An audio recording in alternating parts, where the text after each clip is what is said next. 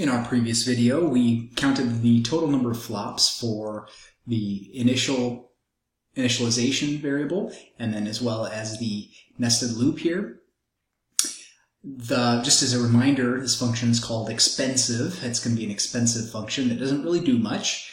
It's going to have an input of n, and that's going to determine how many times these loops run, which is why our flops on this nested loop depend on what the user inputs as n.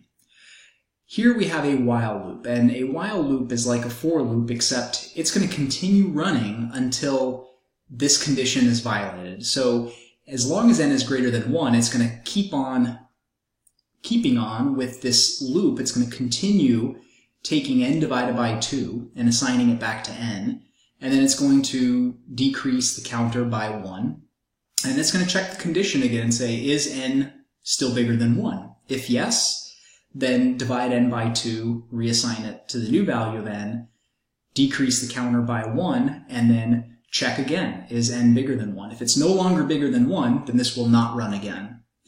So this one's a bit trickier at first to think about how to count this, but let's think about what happens. So we start off with the value of n. And what are we going to do to it? Well, the first time through, let's just count the number of iterations. So in here, we're going to have 2 flops, one for the subtraction, one for the assignment. So we're going to have 2 flops per 1 iteration. The question that we have is, how many iterations will this take? Well, first of all, we start off with n, and we're going to divide it by 2. So we're going to basically take 1/2 of n. So division by 2 is the same thing as multiplication by 1/2. We're going to check it again, and we're going to say, okay, suppose it's still bigger than 1, so we're going to take 1/2 of that new value.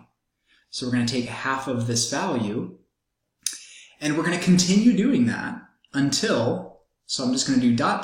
here, we're going to multiply by 1/2 until this finally reaches 1, or it becomes less than 1. So the question is, well, if I'm going to have a bunch of factors of 1/2 here, so I have a bunch of factors of 1/2, how many times am I going to divide by 2, i.e. multiply by 1/2, until this thing either becomes equal to or less than 1? So I have to ask myself, 1/2, when we multiply 1/2 a bunch of times together, because of the commutative property of multiplication, or rather the associative property of multiplication, we can think about this as 1/2 to some power times n will be done until this expression becomes less than or equal to 1. And realistically, for it to become less than or equal to 1, I can equivalently ask the question, when does 1/2, for what power, I'll say x, times n become equal to 1? So for what x? And that x will tell me the number of times this loop will have to run. So I can solve this equation for x. And the way I would do that is using some algebra. Well, I want to isolate x, so let me divide both sides by n. So I'll have 1/2 to the x power equals 1 over n. And now to solve for x, I've got to use some properties of logarithms. So just as a quick refresher, whenever you take the log, and that log could be really whatever base we want. It could be ln. ln is just log base e, or we could take the log of both sides. So the log base, in this case, the primary basis is base 10. So the log of a to the b power is the same thing as b times log of a. So I'm going to take the log of both sides to get that power down, and I'm going to use that property. So I have to do the same thing to both sides. And now the x becomes a coefficient of log of 1/2, and that equals the log of 1 over n. Finally, I'm going to divide both sides by log of 1/2. Now remember, log of 1/2 is a constant, so this right here is some constant that I could calculate on my calculator. And when I solve for x, I get x equals 1 over log of 1/2. Okay, again, that's a constant. That's just some coefficient times log of 1 over n. Now you could write the whole thing over log of 1/2, but really the order of this term is log of 1 over n. So the order of x is log of 1 over n. But bearing in mind that we want the total time complexity function, so the final time complexity function is the sum of all of the individual pieces, of all the individual flops. So all we're doing is counting flops here. So we had the one flop to begin with for the assignment of count equals 0.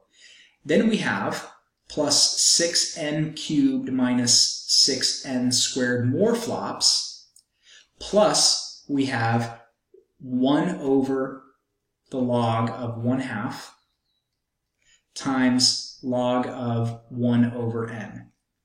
Now this is still of logarithmic order, but if you wanted the order of just this term, you would say it's log of 1 over n. And even though it's not log n, it is still considered to be logarithmic order. So if you see an LOG, it really does not matter too much about what's in here. It's going to still run more efficiently than, say, a quadratic or cubic term. Therefore, if I want the order of t of n, or the order of this whole thing, I'm just going to write it as O of t of n, well, it's going to be the order of the largest term. So this is constant. That right there is constant order. This right here is cubic. This right here is quadratic. And then this whole thing right here is log 1 over n, or logarithmic order. So that means that the fastest growing term of these, based upon what we've described so far, is the quadratic term. So this is going to be of order n squared. So our algorithm runs in quadratic order.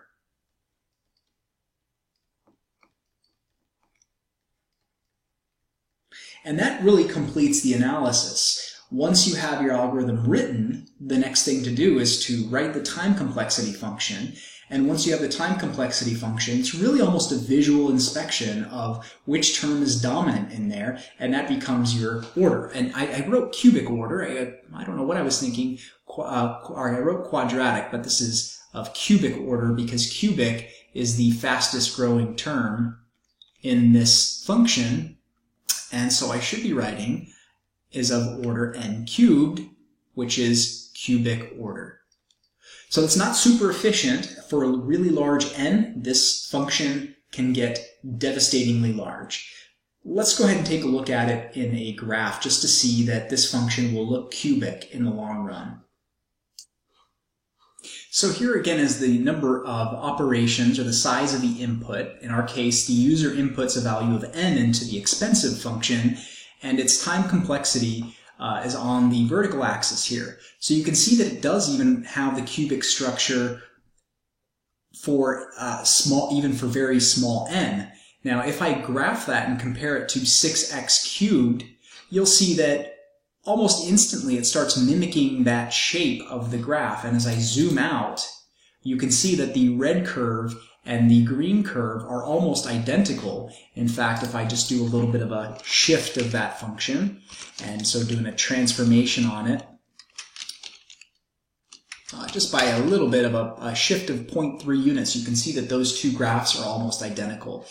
With the exception of very close to 0, you can see they behave very differently, but by the time n reaches 2, you can see that the cubic function and our time complexity function are almost identical.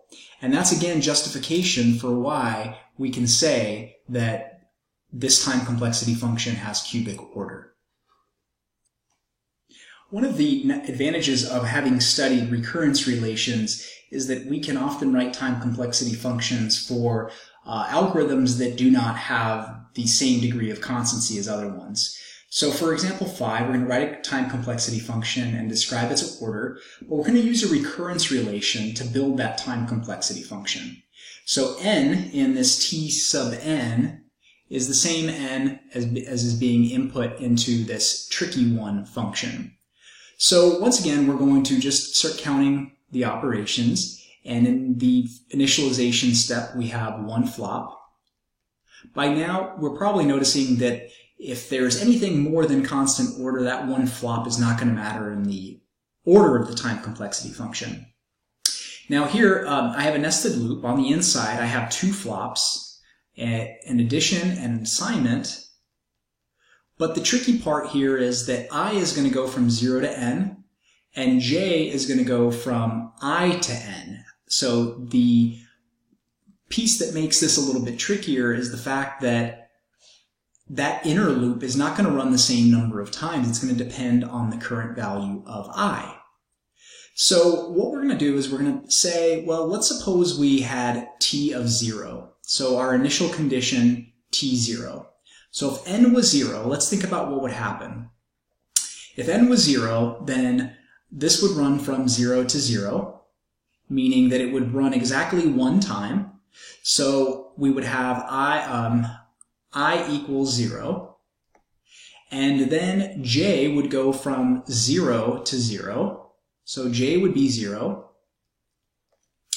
So here we are going through 1 iteration, and so this is going to run for j equals 0 to 0, and there are going to be 2 flops.